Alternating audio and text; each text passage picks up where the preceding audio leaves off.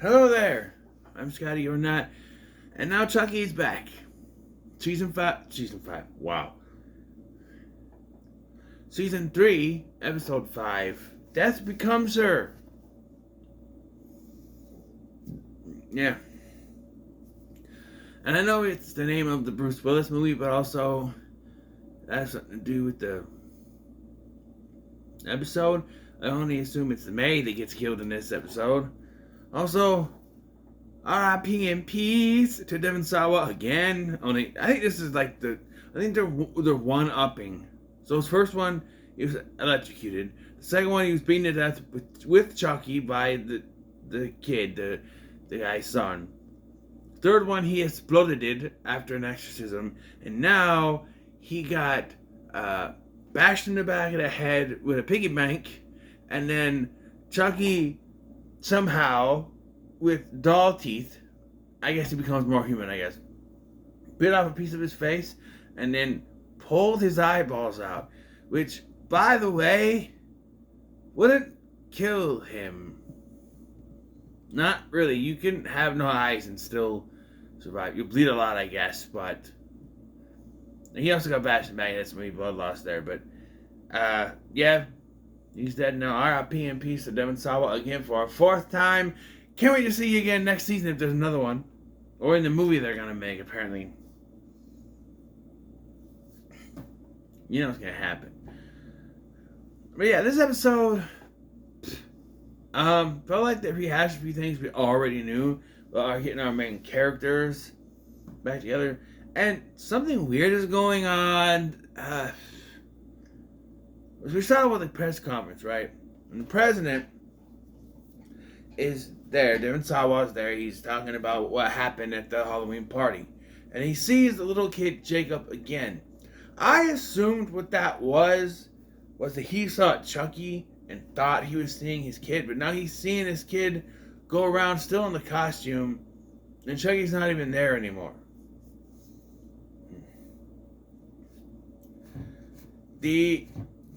And so he starts seeing things, and he breaks down the press conference and walks off. That's it. The wife, the first lady, and the private investigator guy are talking, and he thinks that something else is going on, but she says no, it's pressure from everything. Meanwhile, Grant, the older son, is mad at Lexi for only using him for, to be friends because it was the president's son, which is not why she was doing it, because she even talks to him later and says, I know what it's like. You wonder if your friends are really friends or if they're doing that because of, where your parents are. And they kind of get back together. She apologizes and all that. Meanwhile, Devon and Jake. I'm not sure I'm a fan of what happened with Devon and Jake in this episode. It feels awkward. Considering that documentary that came out on Nickelodeon, it feels awkward that they would. I know it was a story. They were both the same age, okay, but so they try to figure out what they can do. They need to find someone that knows voodoo, so they go to that doctor guy from the voodoo clinic from episode 3. Right, the guy that I said was the actor from Dead Silence played the dad, right? But apparently not, because they said his name in the back behind the scenes thing in the episode. It says his actor's name was Richard, which was not what the actor's name was on there. So I don't know. I guess maybe that's not him. Although it would be kind of funny considering something. So they go on this road trip. It's an hour away from where? DC, where they are? They're still in DC, right? They go on this road trip. They talk to him.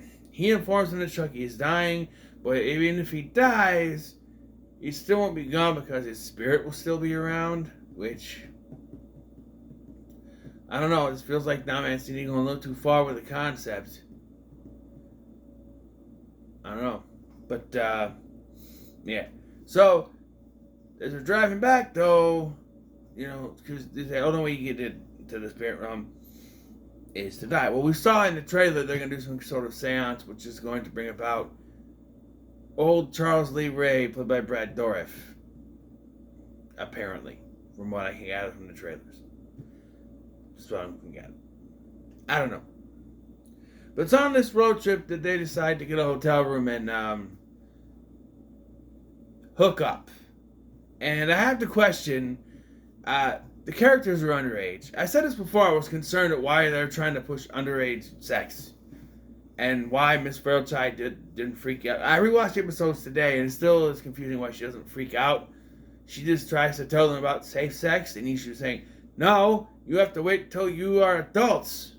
You should not be you should not be rooting for underage sex, teenage sex. I know it's two guys, so there can't be a teenage pregnancy, but still, you shouldn't be pushing that. And here, we don't see anything, of course, because the actors are both underage. The characters are underage, the actors are both underage. And that's why I think it's kind of weird that this episode is coming out after that documentary. Of course, they couldn't plan for that. And it has nothing really to do with that, but it is underage actors. I'm pretty sure that Don Mancini treats these actors with respect. It all seems very legit, let's say behind the scenes, like it was One Big Happy Family. So I'm sure none of that's going on around. And I'm sure it was like a closed set or something. And I'm sure they didn't actually get, obviously not. But still, I don't know. When you are directing underage actors in a scene like that, I wouldn't have written the scene, to be honest. Or you could cut. You could have them just have them wake up in bed the next day. But they kind of, I don't know. It was just really weird. Also, Lexi sets up, time to go back to the White House. Says she's going to bring Jake and Lexi with, or Jake and Devin with, and then we don't see her again the rest of the episode. I'm still wondering where Caroline is. Like, she's in a house somewhere, but where? Meanwhile, Chucky is watching on the TV. Yes, he's watching The Boy, owned by Universal. He's watching Dead Silence, also owned by Universal. And what made me laugh my ass off, he was watching Megan, which he calls Matrigan. I laughed my ass off, dude, because I said in my review, remember correctly. You remember when I said in my review that it was just Universal trying to one-up the Child's Play remake, which I know this has no connection to. But still, to see Chucky making fun of Megan, because all those memes are, who could win, Chucky or Megan? The answer is Chucky, by the way. Even in his dying state, he could do it. He kills the maid here, hides her body in the closet, and the first lady comes to look in there, and she doesn't smell it. I find that unlikely. I mean, it probably just happened, but still. He's going to kill the first lady, but can't do it. Then he has a conversation with Tiffany on the phone. Because she's still got... No, I was confused why she's still in prison here in the trailers, but it turns out she just hasn't enacted her plan yet. So, yeah. So she's on the phone because her person she voodooed gave her the phone. She's talking to Chucky. And Chucky says he's dying. She's like, well, I'll see you in your next resurrection. She's like, no, this is it, Tiff. I'm done. And they reaffirmed that they're still in love with each other. Even it's a wacky relationship, ups and downs, But I would say that while the look, the effects on old Chucky look good, for some reason, with this effect, I could tell more than usual that it's a voiceover. I don't know, something about it doesn't match right. I guess. I don't know. It felt more to me like it was a voiceover. I don't know why I noticed it more now, but I could notice it more. I don't know if anyone else noticed that, but I don't. It's interesting. Yeah. And so, something I want to bring up here. When Devin Sawa, when President Collins, is first hearing the boy, the Joseph, the ghost, he we hear him go, "No, Daddy, don't. No, Daddy, don't." And I'm thinking, did something happen? Did something happen? Was he responsible for the death of the kid? And the first lady, she's trying to cover a lot of stuff up. Did she cover it up? To keep it hush hush. I don't know. Also, it gets weirder because I said there's another meeting between her, the private investigator guy, and he tries to convince her to blame it on ghosts.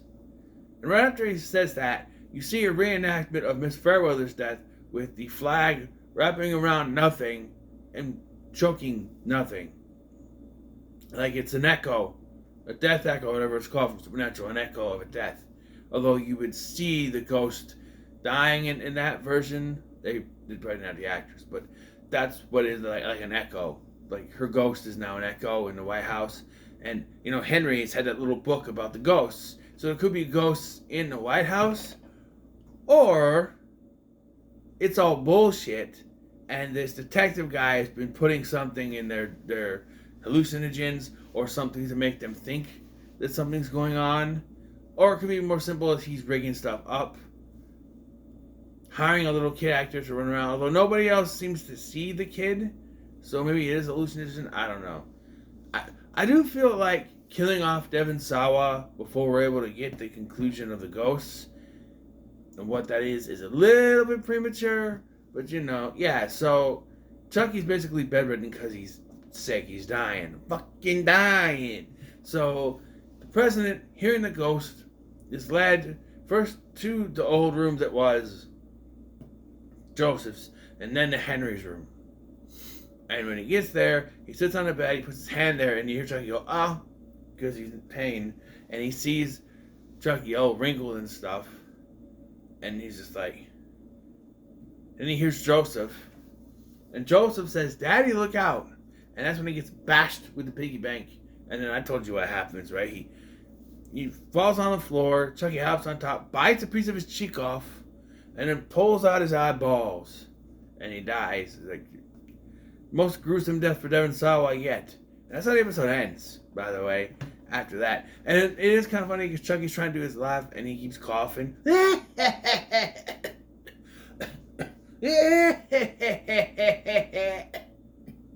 he's dying. When he's on the phone with Tiffany after he watches those movies, Tiffany tells him, like in the trailer, "Hey, we're going to go out with style. Take everyone with you." And he grabs this key card and he says, "We'll go out on a blaze of glory," basically. And if you can tell from the trailers, he's going to cause a nuclear war. Like, nuclear holocaust. Like, everything. Like, now here's the thing, though. So, yes, how many, I'm not trying to pry into government stuff, but how many nukes would the president have? Would it be enough to nuke the entire world, is what I'm saying. I'm not trying to, and I'm not looking for answers in particular. I'm not trying to go into a government, I'm not trying to do none of that. But within the confines of this show, how many, would they have enough nukes to detonate the entire world? Because that is the question. Because they could exaggerate it for TV. Maybe he's got like 20 nukes in real life. But here's got like 100 of them stacked away somewhere, Who knows? They gotta exaggerate it. But yeah, that's gonna have the nuclear launch codes and everything, and yeah, that's not gonna be good. Because you already know from the trailer that's probably gonna happen. Which you could say that the trailer kind of spoiled things, and I would sort of agree. Like, I don't know. Then again, we can see that because they show something exploding, and that could be all a dream, like what happened with Andy. Still hoping that's a dream, by the way. We haven't seen Andy, but by the way, I have a question. Something that crossed my mind when I was watching through these earlier. Everyone has seen Chucky on TV. Tiffany knows he's there, seen him on TV. The kids have seen him on TV. Miss Fairchild saw him on TV. How is Andy not seen him on TV? And no, he's not actually dead. That was a dream. It was a dream, and he's not dead. He's not dead. Okay, I refuse to accept that's his death. It was a dream. So how is Andy not seen that? How is Kyle not seen that? I know they're technically retired, but they retired because they thought Chucky was done. But now, they could, maybe he doesn't watch the news. Like me. Maybe he doesn't watch the news. Who knows? Maybe Kyle, both of them doesn't watch the news. I don't know. One of them would have seen something. Maybe it's taken Andy a long time to drive across country. Who knows? But you think he would have called, like might have their phone numbers or something, called them, hey, I seen Chucky on TV. You see Chucky? I don't know. It just feels like he's missing from this. Like I know he kind of retired in the end, but like, I feel like Andy, if he saw Chucky on TV, which he probably would do something about it. Not just sit there and go, oh, just a doll, right? By the way, another thing I want to point out, they say that's the last good guy doll. So did the Colonel just destroy all of the other dolls that were in that truck? Really? Okay. I guess so. I don't know. But it's going to be interesting what's going to happen. I thought it was decent. 3 more episodes to go. So, also, I don't like that they changed the time. Because before, it was airing at 8 o'clock Central Time. And now, they aired it at 9 o'clock Central Time. Usually by that time, I'm all ready for bed. So now I gotta stay up later to watch this. Alright? I don't like that. But I can't complain too much. I'm not allowed to complain. Right, Chucky? I am not allowed to complain about it. So I gotta be a good boy and just watch it, because if I don't, something bad will happen to me. And I can't. So anyway, what are your thoughts on episode 5 of season 3 of Chucky? No comments below, like, share, and subscribe. Thanks for watching. I'm Scotty, and I'll see you in the next one.